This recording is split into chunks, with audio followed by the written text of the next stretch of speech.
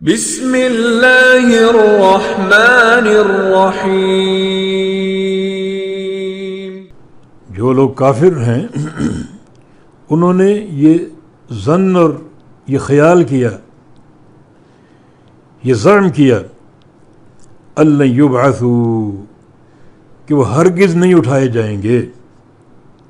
یبعثوا بعث، یعنی بعث بعد الموت، مرنے کے بعد وہ قبروں سے نہیں اٹھائے جائیں گے، بلکہ وہ قبروں میں رہیں گے اور ان کی ہستی مٹ جائے گی، وجود مٹی ہو جائے گا، ہڈیاں گل سڑ جائیں گی اور موت کے ساتھ انسان کا معاملہ ختم ہو جائے گا۔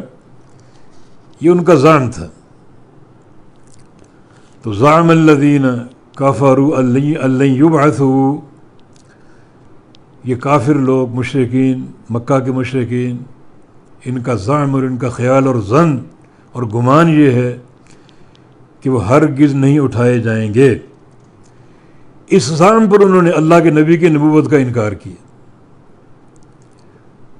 امم سابقہ کی حجت کیا تھی؟ ابشر یہدوننا، کہ ایک بشر ہمیں ہدایت دے گا، ایک انسان ہمیں ہدایت دے گا، بشر ہمارا رسول ہے۔ اور جو مشرکین مکہ، ان کی بھی یہ حجت تھی، لیکن ساتھ ساتھ یہ بھی تھی اللہ یبعثوا، کہ ہم اٹھائے نہیں جائیں گے۔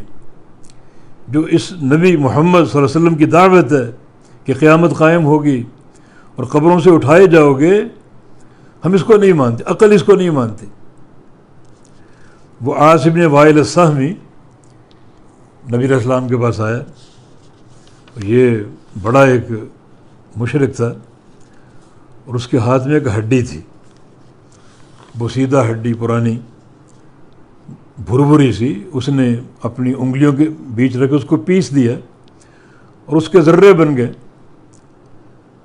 تو اس نے کہا کہ ان ہڈیوں کو زندہ کیا جائے گا، یہ ذرے بن گئے، یہ ہڈیاں مٹی بن جائیں گی، تو قبروں سے کیسے اٹھائے جائیں گے؟ یہ ان کے زعم فاسد کی بنیاد تھی کہ ہم قبروں سے کیسے اٹھائے جائیں گے۔ اور اللہ رب العزت ہر شے پر قادر، ان کو جمع کرنے پر قادر، دوبارہ اٹھانے پر قادر۔ آگے مزید وضاحت آئے گی۔ تو زعم الذین کفروا، تو یہ زعم کفار کے ساتھ ہے، یہ ظن اور گمان۔ جو پکا اور سچا مومن ہوگا، اللہ اور اس کے رسول کی تصدیق کرنے والا، اس کے پاس قال اللہ اور قال الرسول کا سرمایہ ہوگا، واطیعوا اللہ واطیعوا الرسول، یہ دو ہی مصادر۔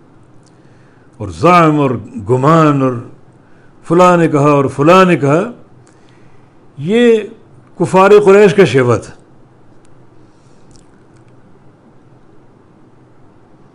انہوں نے نبی علیہ السلام کی نبوت کا انکار کیا، کس بنیاد پر؟ کہ نبی کی دعوت یہ ہے کہ ہم اٹھائے جائیں گے قبروں سے، قیامت قائم ہوگی، اللہ تعالیٰ حساب و کتاب لے گا، یہ ممکن نہیں، عقل اس کو نہیں مانتی۔ اس بنا پہ انہوں نے جناب مصطفیٰ علیہ السلام کی دعوت کا انکار کیا، نبوت کا انکار کیا۔